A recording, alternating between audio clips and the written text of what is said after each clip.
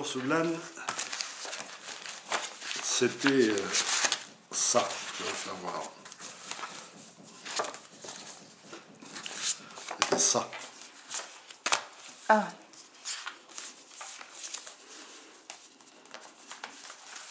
Donc ce sont les... Ce sont des cadavres de la population d'Oradour.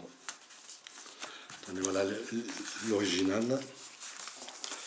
Ici, voilà les photos, ils sont les originaux justement de ça, qui ont été agrandis pour le musée de la Résistance à Chamalières. Comment vous vous êtes procuré ces... Je vais vous expliquer. Donc mon maquis était à 10 km, je vous dis, d'Oradour, entre Périllac et Oradour. Et dans le maquis, moi, 18 ans, j'avais pas de barbe, rien, j'étais gamin. Et on était deux comme ça, à faire vraiment gamin. Et un soir, on mangeait, le 10 juin 1944, nous mangions et il y avait des cendres qui tombaient, des flamèches. On disait, tiens, les paysans sont en train de faire du feu dans les bois par là. Et on savait qu'une colonne allemande était montée, mais comme on n'était pas suffisamment armés pour les attaquer, on n'est pas touché, au contraire, on était sur le qui-vive, on ne fait toucher à rien. Et c'est les paysans, un paysan du coin qui est arrivé, affolé, complètement fou, les gars, je me rappelle. Oh, les salauds, tout ça, ils ont brûlé Oradour.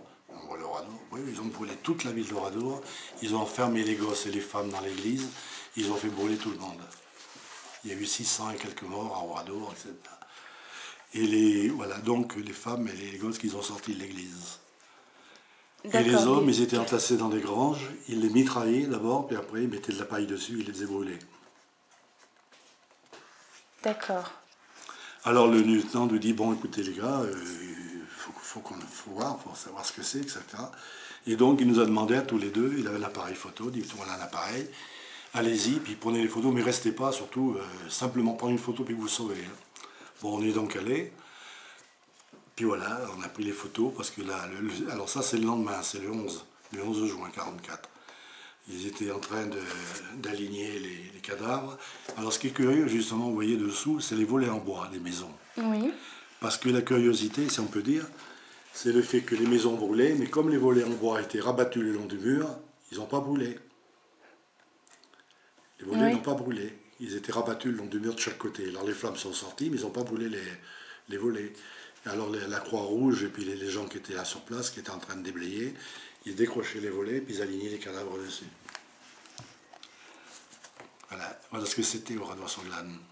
Et ça vous a inspiré quoi? Il y en a eu d'autres en France. Ça vous a inspiré quoi quand vous avez vu ça? Eh bien au début, vous savez, ce que je leur disais hier aux gars, là, parce que les gars meurent, tous ces cadavres, ça dû où c'est pas tellement été les cadavres qui m'ont...